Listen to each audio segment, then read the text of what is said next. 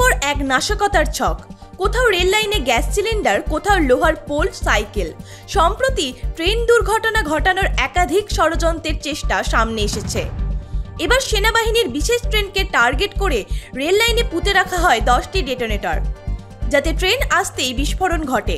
তবে চালকের তৎপরতায় বড়সড় দুর্ঘটনা এড়ানো গেছে। গত 18 সেপ্টেম্বর ঘটনাটি ঘটেছে মধ্যপ্রদেশের বুরহানপুরের নেপানগরে। রেল লাইনে 10টি ডেটোনেটর পোতা ছিল।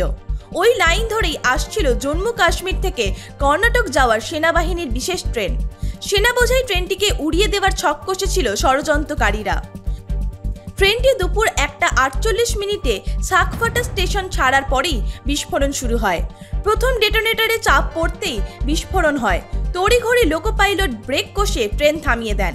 এরপর খবর দেওয়া হয় স্টেশন মাস্টার ও কন্ট্রোল রুমে। এই ঘটনার কোনো জঙ্গি সংগঠনের হাত রয়েছে কিনা তা খতিয়ে দেখা হচ্ছে।